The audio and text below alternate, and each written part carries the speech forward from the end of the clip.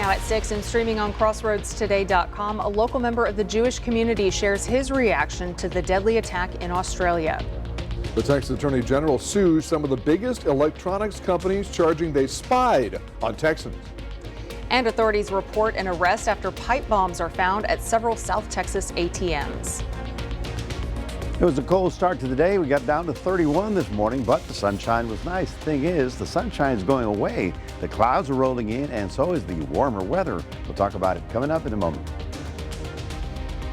And the Oakland Bulldogs to win their first ever state championship Thursday afternoon. First Grandview will preview this matchup later on.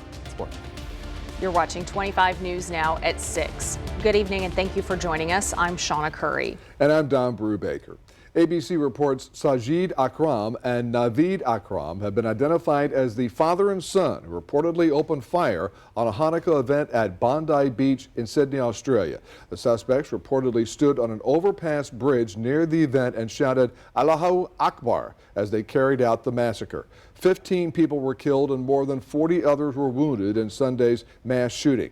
Authorities said Sajid Akram was moving closer to the Hanukkah event when a bystander intervened to stop him. The tragedy in Sydney has shaken not only those who lost loved ones, but also members of Jewish communities around the world. 25 News Now reporter Ray Mosley spoke with a member of Victoria's Jewish community to get a closer look at the impact of this attack and hear how it's being felt here at home. What started as a gathering to celebrate Hanukkah ended with more than 10 people losing their life due to a mass shooting in Sydney, Australia. And here at this synagogue, the Jewish community can come to pray and leave their respects. As the first night of Hanukkah started, the Jewish community came together to fellowship with one another. Plastic surgeon and member of the Jewish community, Dr. Gary Bronfman, says the miracle of Hanukkah is resilience and toughness. It's sickening to me that this happens. The only way to learn to defend ourselves is to defend ourselves because no one else is going to do it for us. Bronfman says when the Jewish community gets knocked down, they'll get up even stronger.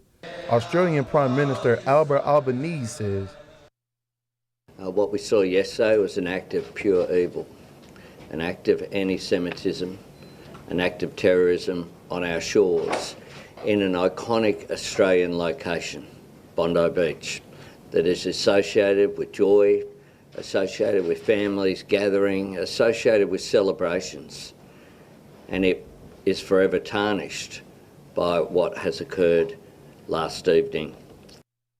Bronfman wants to let people know that despite the mass shooting, the Jewish community is known for its ability to survive. Dr. Bronfman encourages the Jewish community to be resilient, as it's a key factor in bringing people closer together. Reporting in downtown Victoria, Ray Mosley, KAVU-TV, 25 News Now. The Victoria City Council is meeting tomorrow night. On the agenda is council members will consider approving a $798,000 contract to replace the roof of the Victoria Public Library building, which is owned by Victoria County. Council will also set a public hearing date for a new proposed stormwater drainage utility and drainage utility fee, and hear a report on this year's Tejas Fest, plus what next year's event might look like. That meeting starts tomorrow at 5 p.m. at Council Chambers downtown. Texas Attorney General Ken Paxton is suing 5 major TV companies, including some with ties to the Chinese Communist Party, for spying on Texans. Paxton accuses companies such as Sony, Samsung, and LG for secretly recording what consumers watch in their own homes. Paxton says these companies were unlawfully collecting personal data through automated content recognition, or ACR, technology. Paxton says this technology puts users' privacy and sensitive information at risk. Well, there was a freeze alert earlier, and now it's just cold and sunny. A little bit better, a little bit, you know. It was a pretty day, though, overall. So Yeah. let's go to Chief Meteorologist Mac Perez to see what we have in store for the rest of the week. Yeah, that freeze warning for this morning when we got down to 31. Yes, it was chilly getting out of the house this morning. However, the warming trend has already begun. Yes, as a matter of fact, next few days, not going to be looking at cold weather. We may actually be abandoning our sweaters and jackets. The south wind coming in, a big old cloud deck's coming in on top of us, and so that's going to lead us to sort of damp, dreary, and mild weather. I'm going to take a look at what you can expect for Christmas week coming up a little bit later on. Back to you. Well, if you have a news tip, give us a call in the newsroom at 361-576-0026 or send an email to staff@crossroadstoday.com. Pipe bombs placed at ATMs led federal investigators to a home in North Bexar County. Megan Reyna reports the ATF confirmed it was leading the investigation after a large law enforcement presence was spotted at the home Friday. This is not a sound that these residents living in this far North Bexar County neighborhood are used to. On Friday afternoon, ATF agents detonated devices found inside this home in the Canyon Ridge Estates neighborhood off Eugene Sasser. Many hours earlier, neighbors woke up to dozens of federal and local law enforcement trying to get into the home. But there was about 35 cars, 40 cars on the block, so yeah, all kinds of vehicles. And they were busy at work. And get to this man, 44-year-old Dustin J. Ammons. They say in September, Ammons placed 2 pipe bombs outside 2 separate ATMs. Our cameras captured this scene back on September 26. The ATF says the vehicle seen at both ATMs was parked outside the home. Inside the vehicle, investigators say they found materials to make a pipe bomb and other explosives. Inside the garage, even more supplies. Agents also found a gun. According to the arrest warrant, Ammons admitted he owned the gun and built the pipe bombs. You don't want somebody like that in the neighborhood, you know. And some of the devices were too dangerous to move, so they were safely destroyed. No one was hurt. Several neighbors told us they're relieved Ammons and the devices are gone. I'm 4 houses away, 4 or 5 houses away, so yeah, it's a concern. This isn't Ammons' first run-in with law enforcement. In fact, he's been convicted of several crimes in the area since 2004, from theft to possession of a stolen firearm. We're shining a spotlight on local homes lit up for the holidays, and we'd love to include yours. Each Friday leading up to Christmas, we'll feature a different home that's spreading seasonal cheer. And beginning December 22nd, next Monday, we'll showcase one home every day. If your decorations are ready for their close-up, now's the time to share them. The Powerball jackpot hits $1.1 billion, with the next drawing coming tonight. The jackpot now ranks as the 6th largest in the game's history. No winner was reported in Saturday night's drawing, sending the prize rolling over once again. Saturday's drawing tied the Powerball record for the longest streak without a jackpot winner at 42 drawings. The last Powerball jackpot was won in early September when a $1.787 billion prize was split between tickets sold in Missouri and Texas.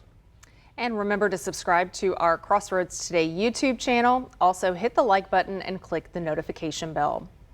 Stay with us. Coming up on 25 News Now at 6, legendary director Rob Reiner and his wife are found dead. The family member now in custody.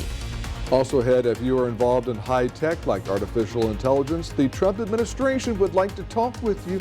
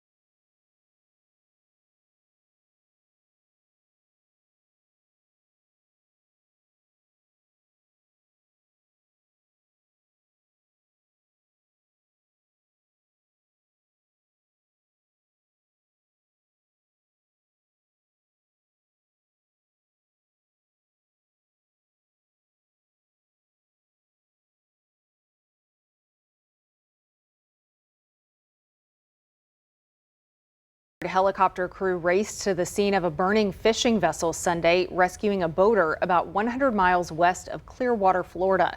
The Coast Guard received an emergency beacon alert and launched the helicopter crew. The air crew located the boater in a life raft near the burning vessel. Battling 2 to 4 foot seas and 14-knot winds, the crew deployed a rescue swimmer who safely hoisted the survivor. The boater did not require medical care. The Coast Guard is investigating the cause of the fire. Florida authorities are investigating after a woman was found dead inside a freezer at a Dollar Tree store. The body was found Sunday morning by an employee. Investigators say the 32-year-old went to the store the night before but did not buy anything. She went into an employee-only area where the freezer is located and was found dead the following morning. A GoFundMe page shows she was an anesthesiologist and a mother of 2 children.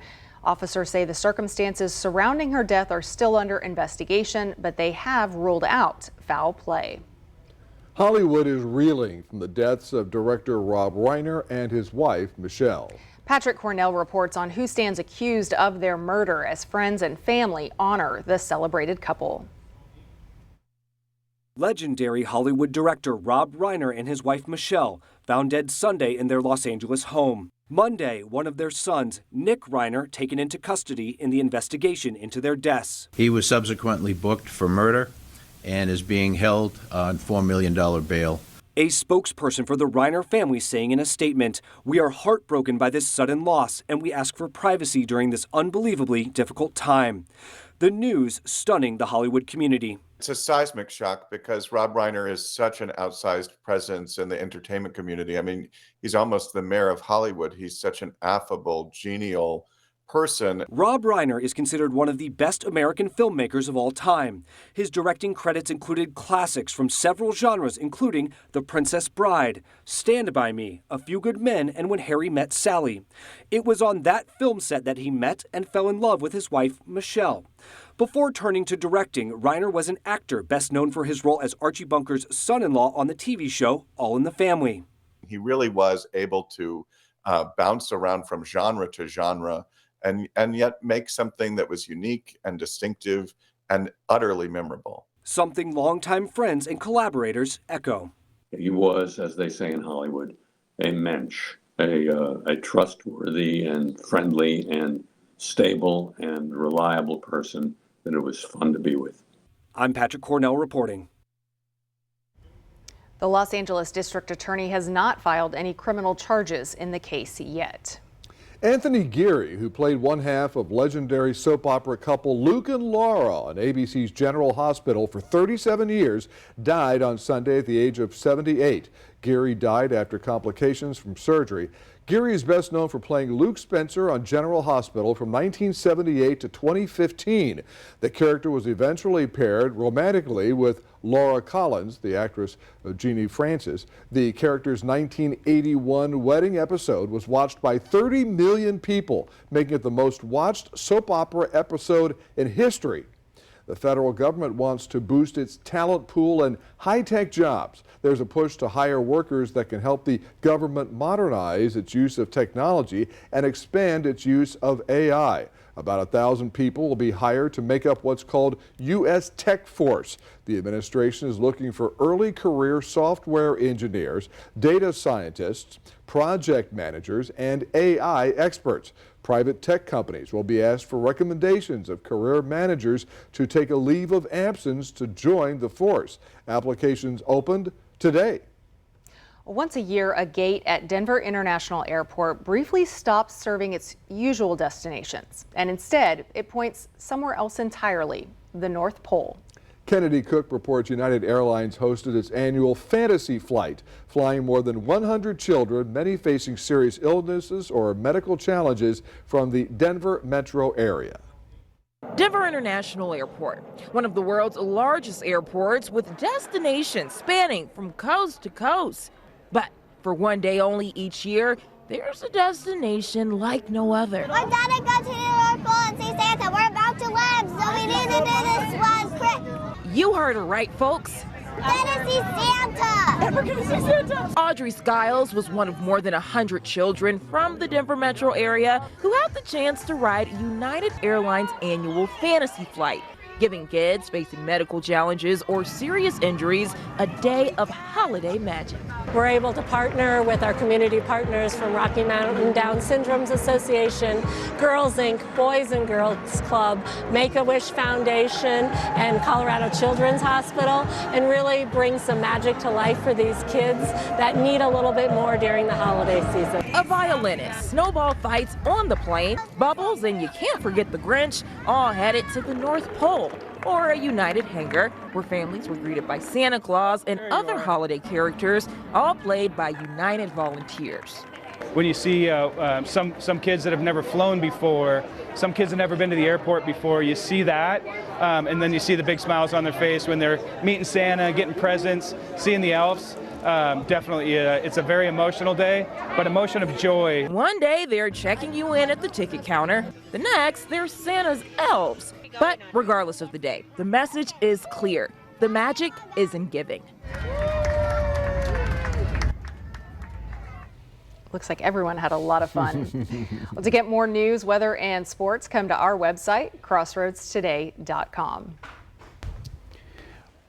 We are going to be talking about the cold weather. It was down to 31 degrees this morning, and your high today got up to 58. Of course, that is colder than normal, but it's not going to be normal for the next few days. We're going to exceed these temperatures. In fact, we may be back to the 80s. We'll be talking about your weather, and we'll take a long-range view into the early part of Christmas week coming up in a moment.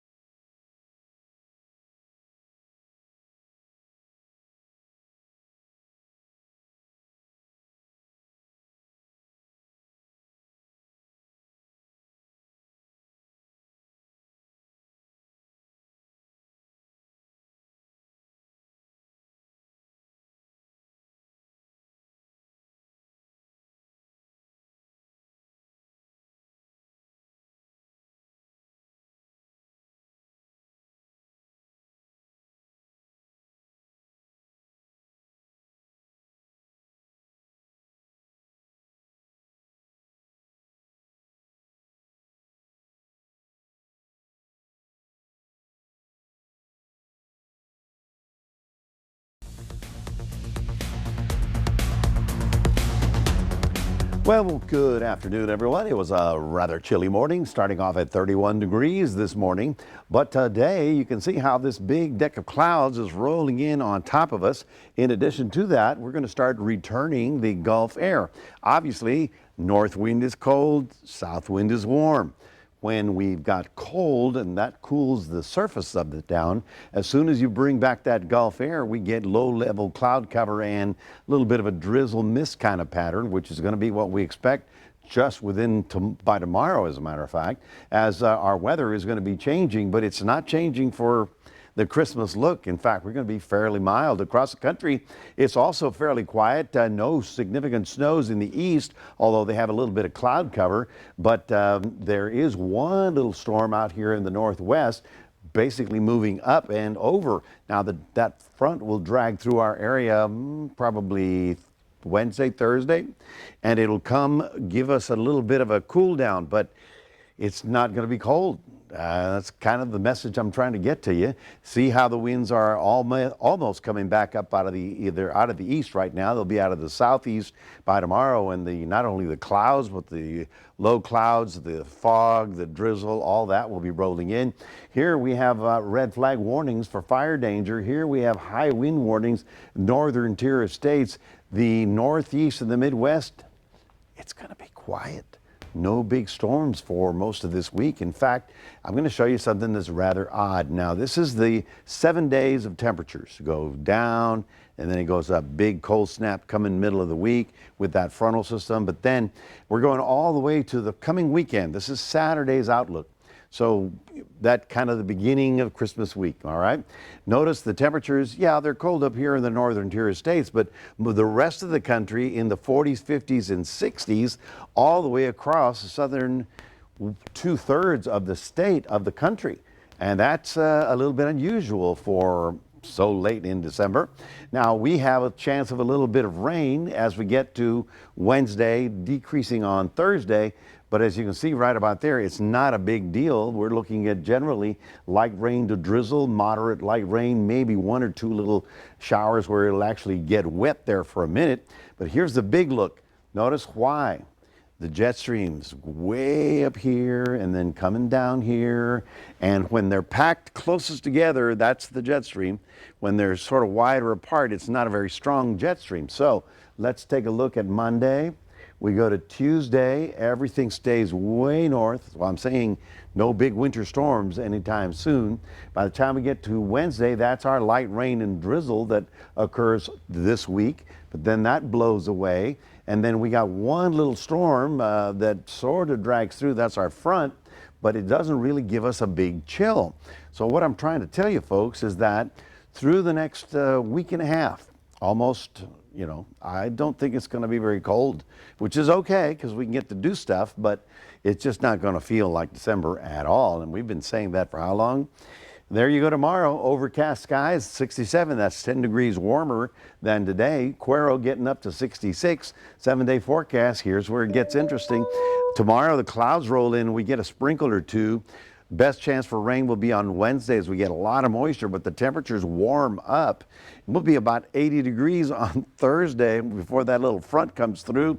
And then it's not particularly cool all the way through Sunday and Monday, and that's the beginning of Christmas week. We're looking for temperatures around 80 degrees, so I'm not looking for a white Christmas for sure, and that's good. In fact, next weekend, we can go, I don't know, fishing or something just in time for the holidays. That is your 7-day forecast, reminding everybody we do have a QR code. We'd love for you to scan that. Put Crossroads Today on your phone, and we'll toss it over to Shawna. All right, well, now we send it over to Max Williams. We're rounding out the end of football season, but still have some great awards to announce. Absolutely. I mean, we're not going to have a white Christmas, looks like, from Mac here from down south, but maybe up north we'll probably have some.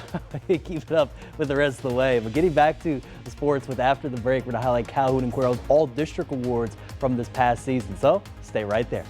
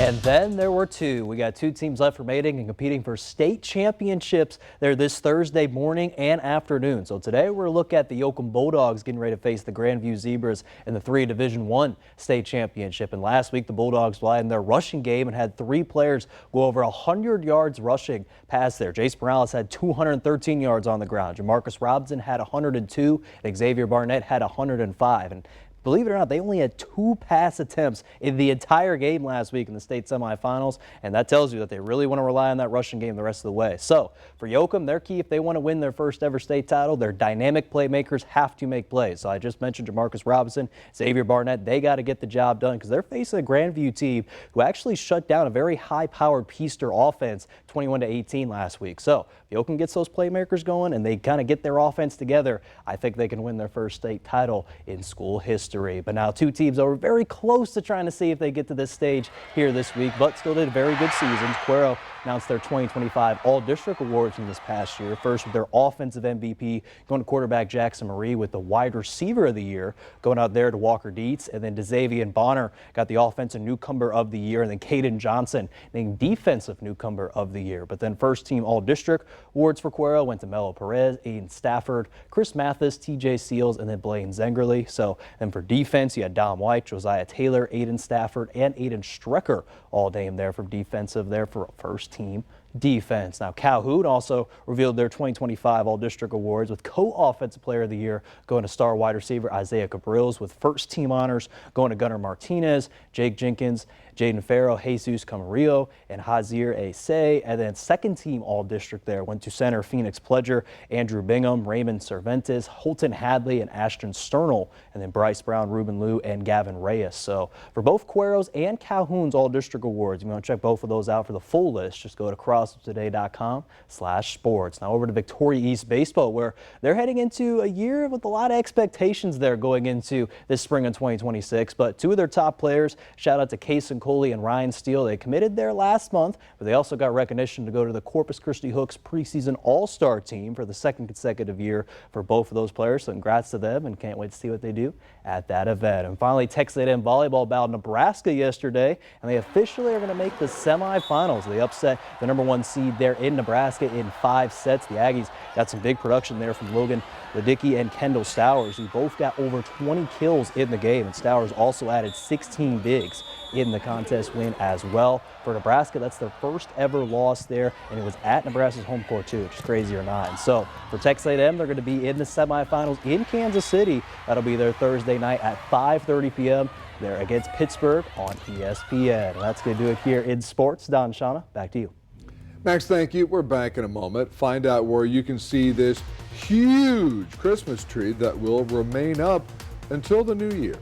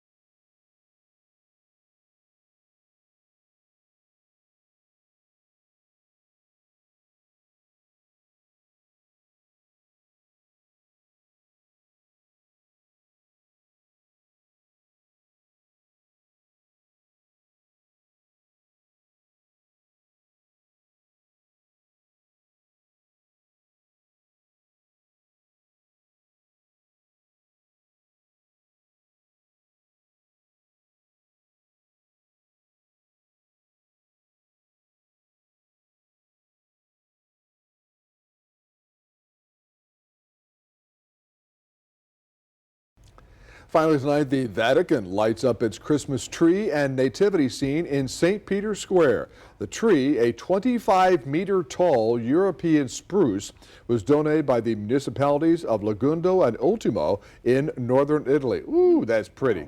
The nativity scene, measuring 56 feet in length, features life-size figures showcasing early Christian art and local heritage. The tree will remain on display until January 11th, and after Christmas, the wood will be used to produce essential oils, promoting environmental sustainability. Well, that's a good way to help out the environment. Use that tree for something other than showing off for a few days, and that is showing off there, right there. That's right. I'm curious how many lights it took to I mean, yeah, I'm trying to think what kind of cranes they use to get up there to put the lights in there. Pretty difficult, I bet. That's But it looked great. The result was That's a lot of great. pressure for Christmas decorations. Oh, Vatican Square. Yeah, I'll be working on that. We'll pray for them. Well, folks, hopefully they'll have more seasonal weather than we're getting. We're looking for a return to the cloudy, dreary stuff and the warmer weather. Tomorrow will be 10 degrees warmer than today and will be even warmer for Wednesday and Thursday, almost 80 degrees there. There's dry weather for the early part of the weekend, but temperatures will be around 78 to 80, and that's the first weekend of Christmas week. Thank goodness. At least you can get out and finish your shopping. For sure, without having to dig any snow. Santa, bring the suntan lotion. And thanks for joining us. We'll see you back here at 10.